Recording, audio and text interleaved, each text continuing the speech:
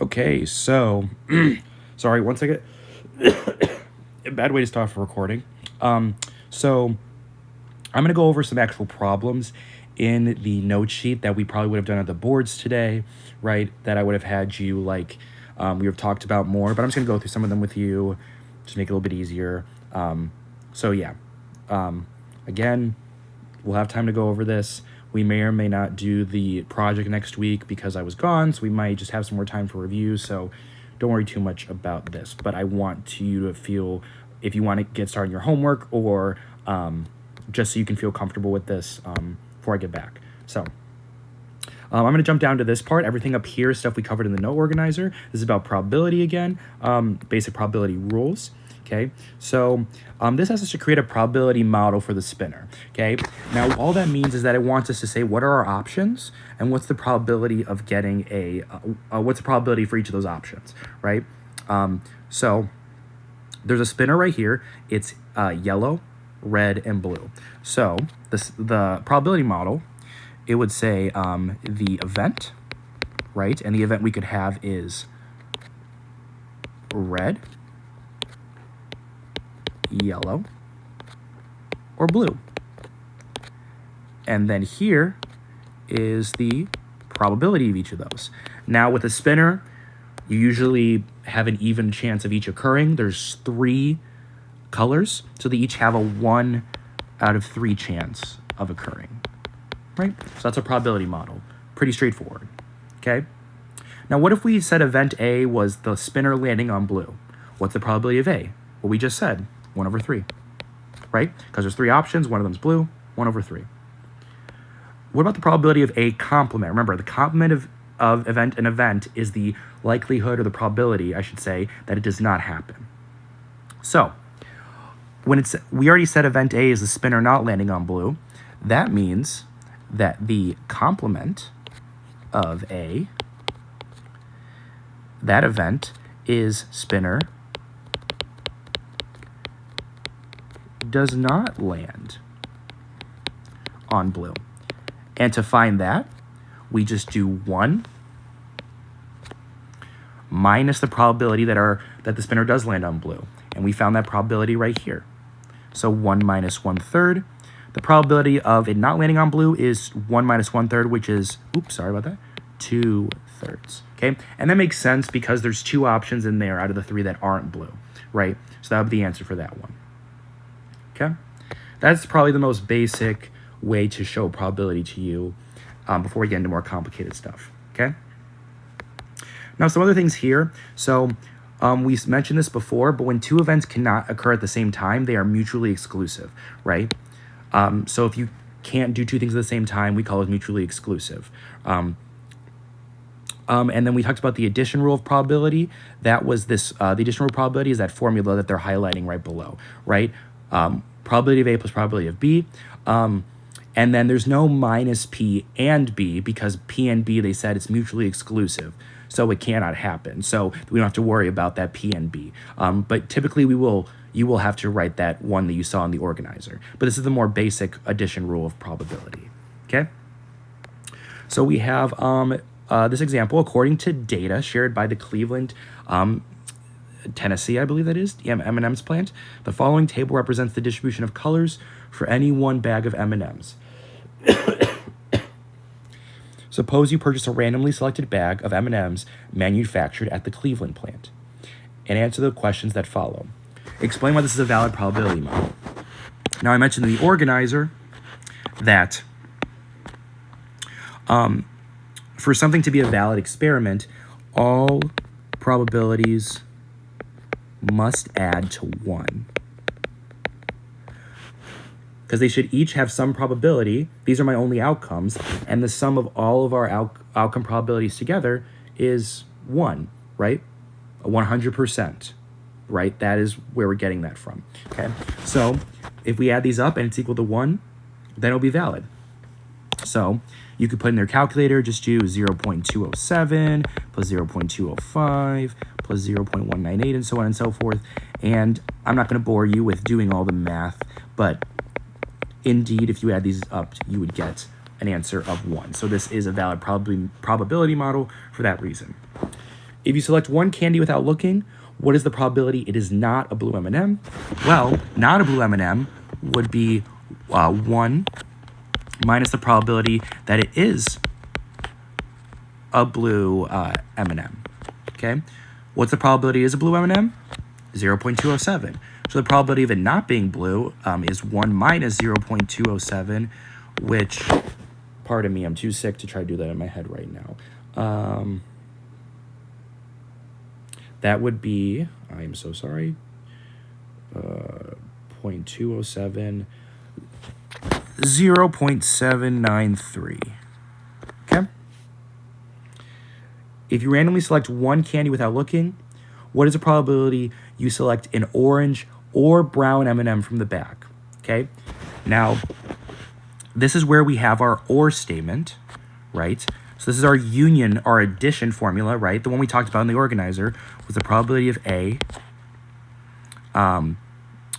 or B, union B, is equal to the probability of A plus the probability of B minus the probability of A and B. Okay. Now, we actually don't have to worry about this probability of A and B part because selecting an orange and a brown from the M&M or M&M bag is mutually exclusive because we're only taking one, so it can't be orange and brown. So there actually is no event where these are the same, so you don't have to worry about that part. Okay? So the probability of A, it's just the probability of A and probability of B then. So the probability of getting a orange one, let's say, so the probability of orange plus the probability of brown is equal to 0.205 plus 0.124, which is equal to, again, I don't want to give you the wrong thing because I'm kind of sick-brained right now, so 0.205 plus 0.124. That is just not the right answer. I put that in wrong on my calculator.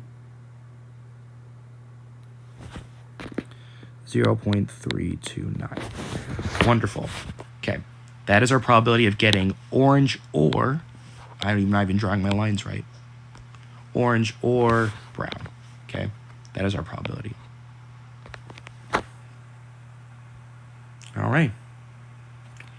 Now here's some more. We talked about all this stuff at the top right here in our about deck of cards and stuff. We talked about some coins and stuff like that and decks of cards. I'm going to start with this number 1. This is another thing we use is often is if you're rolling 2 dice. Okay. So if you were to count all of these options here from rolling 2 dice, you would see there are 36 options in the sample space. The sample space is 36 possible outcomes. How do we know this? Well, remember, the probability or the basically what we can do is if there is a certain amount of outcomes for one event and a certain amount of outcomes for another event, then if we multiply those numbers together, we get all the possible the number of all possible outcomes that can happen by doing those 2 things. So rolling 1 die gives me 6 options for 1 die. Okay. So first die, 6 options. Second die, 6 options. So if one has 6 options, the other has 6 options, the total number of outcomes is 6 times 6, which is 36. So I can just tell you right away that if I were to roll 2 dice, there should be 36 outcomes because 6 times 6 is 36. Or if you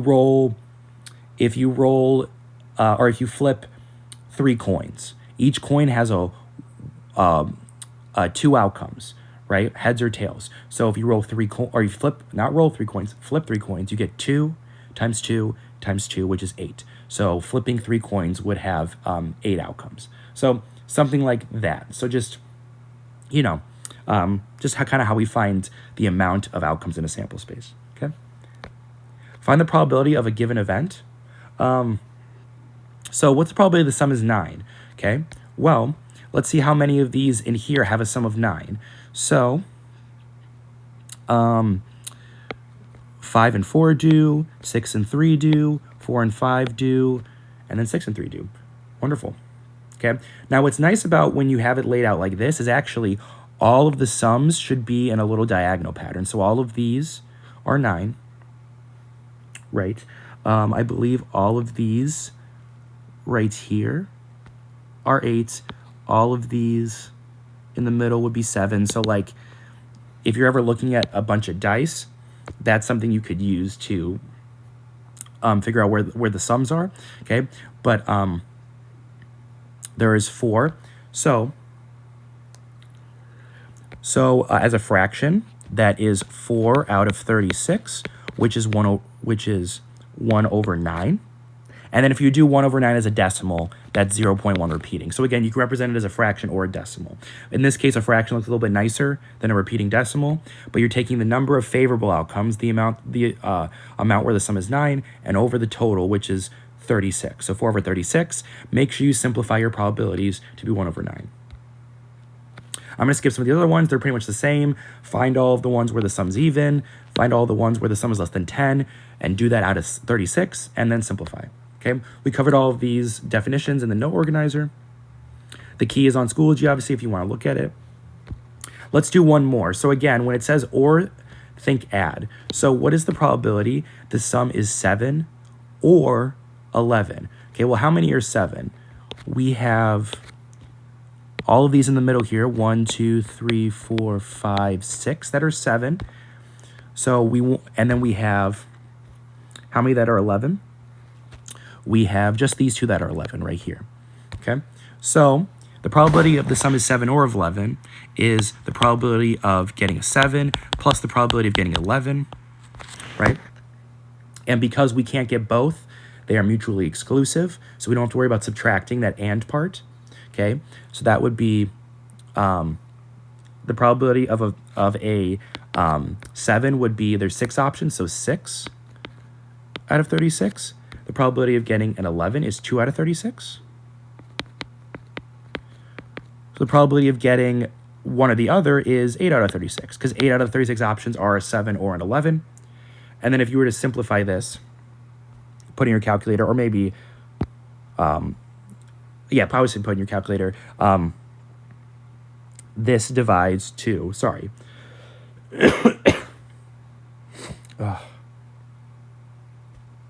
Hold on, I'm good. Okay. 4.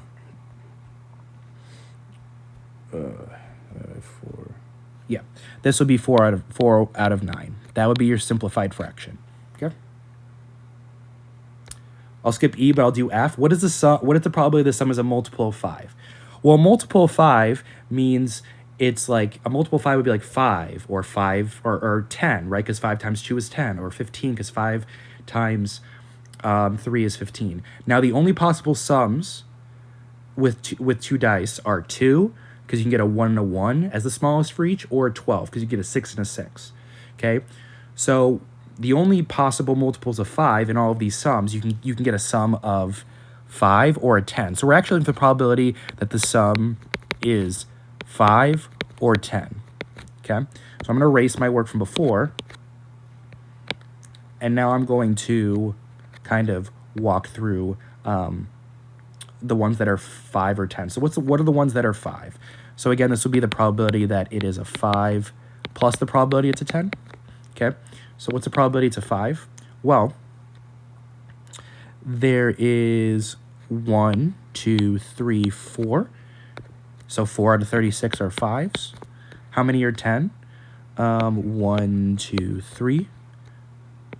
3 out of 36 are 10s.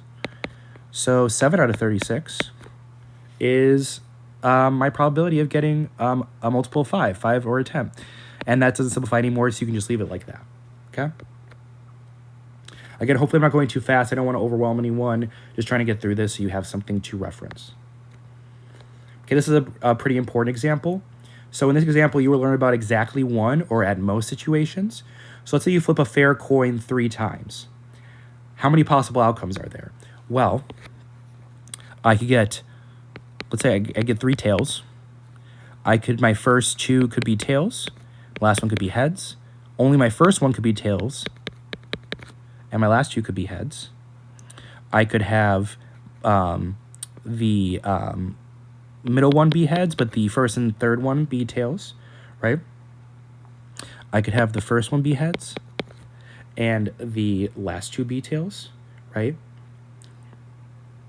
I could also have the first and last one be heads and tails. I could also do, which one have it not done yet? I could get 2 heads to start off and then a tail, and then I could get 3 heads, okay? So typically when you are given 3 of something, like 3 children, 3 coins, right, and they each have 2 outcomes, right, boy, girl, or in this case, tails, heads, there should be 8 outcomes. So how many possible outcomes? There's 8, okay? What's the probability of getting all tails? Well, let's look about how many of them have all tails. Just one of the options does. So the answer to that one is 1/8. Okay, just one of the 8 does, right there.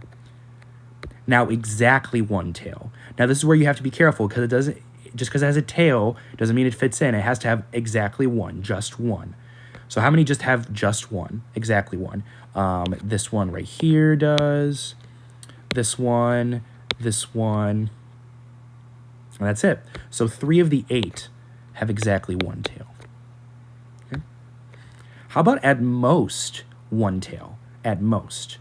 At most means 1 tail or less.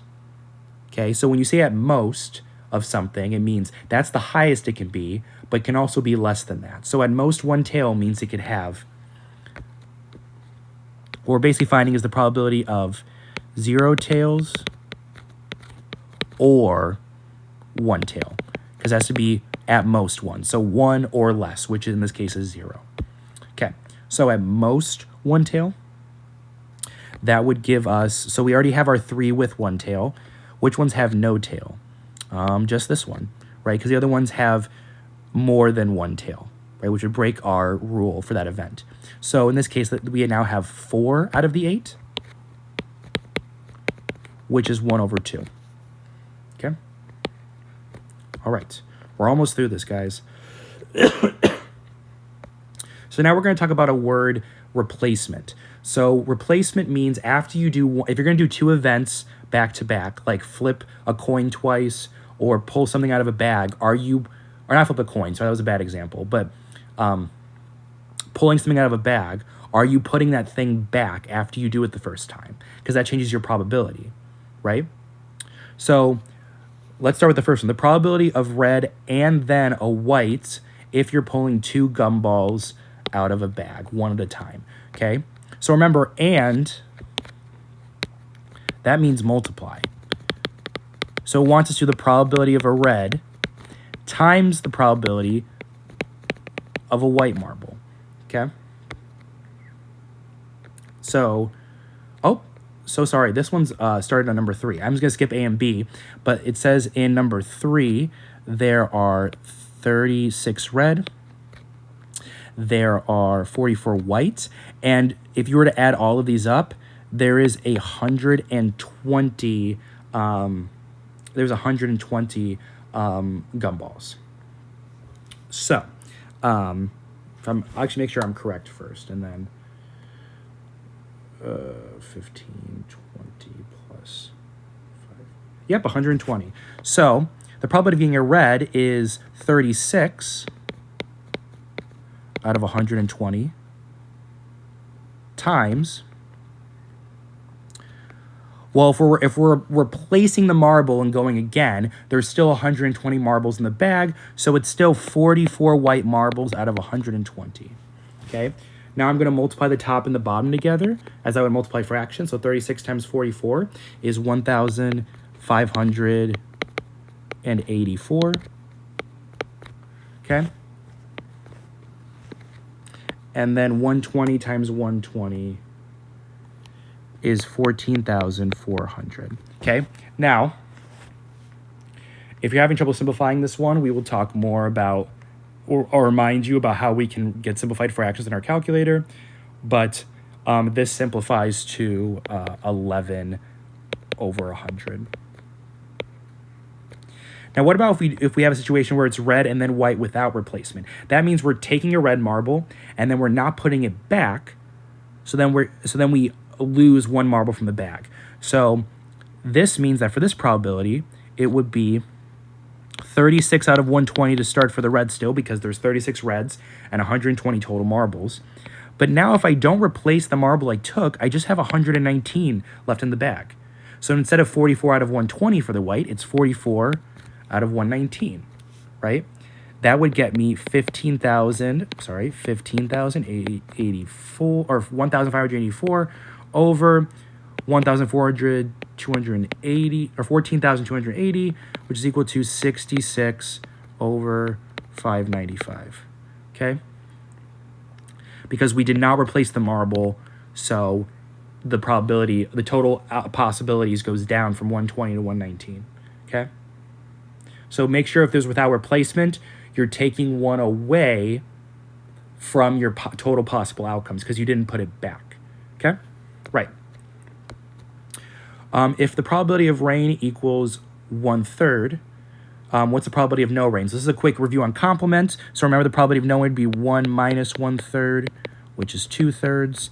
And then the probability of hitting a target is 1/25. What's the probability of not hitting the target? That would be 1 minus 1 out of 1/25, which is 24/25, right? 24 out of 25. Okay, remember the complement or something not happening is equal to 1 minus the probability that it does happen, okay?